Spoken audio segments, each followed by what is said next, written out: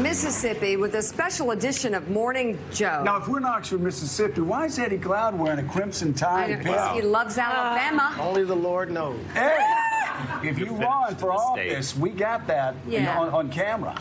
It's all right. Okay. It's okay, Eddie. I'm Thank sorry, you for being Mom. with us. Sorry. Joining us now, Republican candidate in Mississippi's special election, the U.S. Senate, State Senator Chris McDaniel. Thank you very much. Chris, thanks for being with us. So we just interviewed Haley Barbour, and I said the one thing is no matter how disruptive Donald Trump's been to the Republican Party, there are a couple states, Mississippi and South Carolina, where the GOP establishment still holds firm. Yeah. And you would think normally, with your positions and your approach on the campaign trail, that Donald Trump would endorse you. But he's not. He's endorsing your opponent, and you got Haley and everybody else lined up.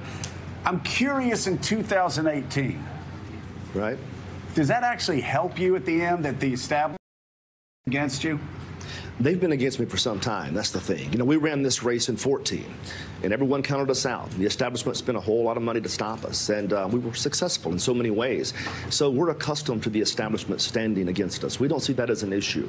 Our point is this. We are principled conservatives, and we have been for some time. Our position is we have to learn to fight. Our party has not been the courageous party that I grew up in. Look, I cut my teeth with Reagan, and before that, I was a Goldwater guy. Now, granted, I wasn't alive when Goldwater was president, but I thought his philosophy, especially as articulated in the Conscience of a Conservative, was one of the most beautiful things I'd read. And then I went back to Taft, and I noticed his concept of what Republicans should be. My concern is my party has moved away from those traditions, and we're just trying to reimpose those traditions again. We're trying to save the platform. The establishment doesn't seem so inclined to save the platform. They seem to be inclined to work with the donor class and the lobbying class, anything for the acquisition of power.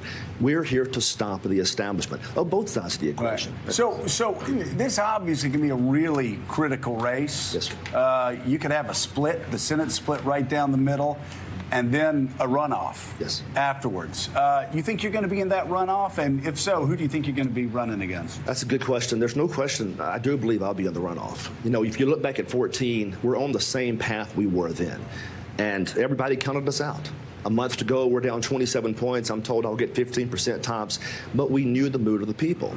I'm not stuck in a bubble like some in D.C., like some in Jackson. I'm out there among the counties, among the people. We spend time in co-ops and convenience stores. We're talking to people every day. We know the anger is real. What are they telling you?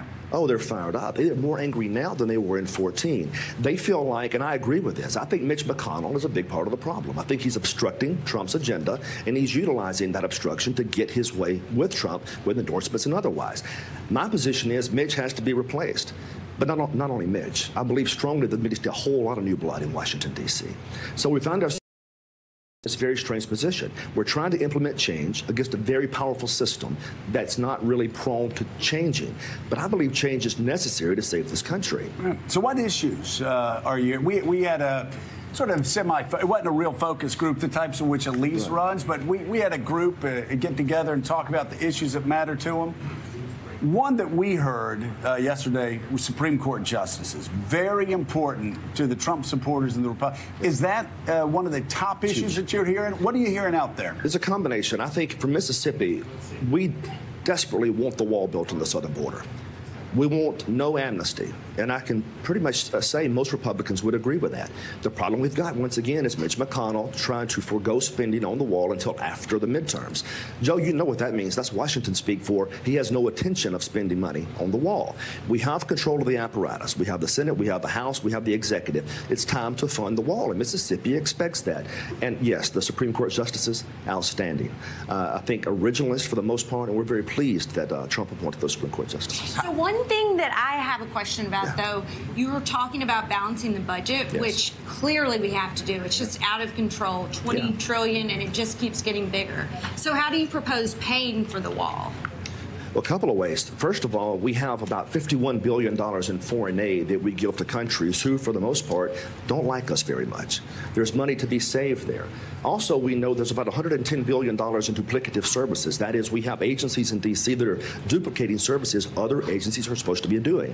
There's money to be found there. The wall is going to cost about $25 billion. That's more than worth the investment to stem the bleeding we see with public resources because of illegal immigration. The wall needs to be built right now. So, Senator, I want to ask you how disappointed disappointed you were when Donald Trump, President Trump, a guy who, as Joe said, on paper lines up well with you, when he endorsed your opponent in this race. He was supposed to do an event today, a big event in Jackson. He postponed. Were you surprised and disappointed when the president did not endorse you? Well, now, in fairness, we still have the lead there, you understand. I want to talk about this. He endorsed me 3 times in 2014. But not this time. So far, he's only endorsed her once. I'm up 3-1. Right? 3-1. So, but this is the one you need today. I agree. Here's the thing. I like President Trump. I love what he's doing for the country.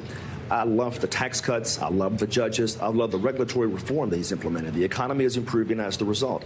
What we have to do now is to find people that can stand with him so he doesn't have to beg from Mitch McConnell. Now, here's the thing. People Senator, say, can I just stop you right there? Because when you say the president's begging Mitch McConnell and you say he looks weak next to Mitch McConnell. I'm not saying that. Isn't that what you're suggesting? I am not. That he's getting rolled by Mitch McConnell, the president of the United States? I'm suggesting that there's no other explanation as to why the president would have endorsed the likes of Mitt Romney unless there's some game in play. Mitt Romney was hateful to the president. John McCain was, God bless his soul. And so was Paul Ryan. But all 3 times Trump endorsed. In other words, it appears there's something in play. It appears the establishment has a game in play there. Now, Trump is strong, but he also needs 51 votes in the Senate. And he's trying to do the best he can to govern with a slim majority in the Senate. We get that. But I tell you this, I think ultimately he's going to be much more pleased with conservatives that will actually fight for 11 as opposed to those that will just lay down and take shots. But I guess the argument for Mitch McConnell then is we need to endorse Cindy Hyde-Smith because if you are the nominee, then Mike Espy is going to win. How does that make you feel? It's nonsense. That may be his argument. But that may be his argument. Mitch McConnell's always going to say things that make no sense. That's the establishment's way. Consider this. We're sitting in a state now that's gone Republican for as long as we can remember. It's a very conservative, very red state. Mr. Espy might be a nice guy, but he was a Clinton appointee. Strike 1. Let's just face it. He was a Clinton appointee just after Hillary was defeated in this state. Strike 2 is he had the misfortune of being indicted while in office, and he had to step down. I want to be clear. Mississippi is not going to send a Democrat to the U.S. Senate. Lucian Smith, our state party director, said that just a few days ago. The Democrats can think they can win this state, and we hope they do. We hope they pour millions into this state because they're going to put money here they should be spending somewhere else, and we're going to beat them either way. Now, 38% of Mississippi is black. Yes, sir. I'm from Moss Point.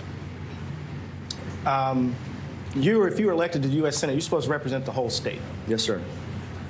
Your position around the Confederate flag. Your position around hip-hop as the source of gun violence. Your position around Robert E. Lee. I can go on and on and on. Please do. How do you convince black folk in this state that you're not a danger to them? The story that you talked about, the hip-hop connection to violence, that was a study from Berkeley. Berkeley's not exactly a conservative institution, but it did link hip-hop to violence. That's Berkeley, not me. And I was just cited that on the radio show. That's the first thing. Number 2, our flag has been here an awfully long time. And in 2001, 65% of Mississippians chose to keep that flag. Now, the thing about flags, like any symbol, is they are subject to different interpretations. But if 65% of the people have voted to keep that flag, we should respect their wishes. The flag can be offensive to some. I recognize that. But almost all symbols are offensive to someone. At some point, the majority has to control that decision. That's exactly what we did. So I'm going to stand with the majority in that instance. Now, if the people of Mississippi want to start another referendum and want to change it, that's the direct democracy concept they like to push sometimes. Okay. But I'm going to stand for that flag because the people have stood for it. So how would you speak to that 38%? Those 38% of this state, I'm going to ask them after 100 years, of relying on big government to save you, where are you today? After 100 years of begging for federal government scraps, where are you today? We've been dead last for 100 years. 100 years. I mean the state of Mississippi. I talked about the state of Mississippi. We've been dead last for 100 years. And what happens is, if we keep depending on that economic model, we're always going to stay last. Our state depends heavily on federal funds, right? Because of that, we're not able to create the prosperous environment we need to grow. So how do you do that? How do you move Mississippi up in categories, whether it's education or health care? How do you do that as a senator? It's a combination of several ways. First of all, from a cultural standpoint, we have to enforce the importance of education. We don't talk about education enough. as people. My father was a professor. I believe strongly in that. And every Mississippian should have a chance to get a good education and a good federal government, so much for federal monies. And we create an environment for economic prosperity. Every Mississippian, every one of us can have jobs for the future.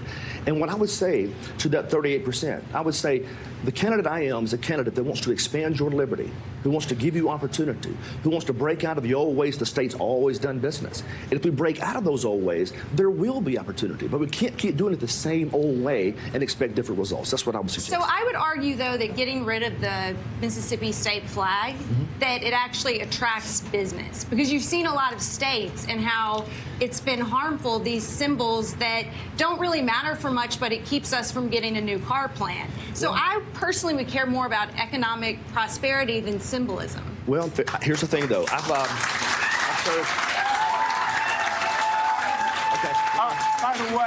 By the way, Elisa's mother's in the audience, so she's leading the cheering section. Right. So I understand. You could have invited your family. Well, here's context. And here's the answer to that. We hear that argument from time to time.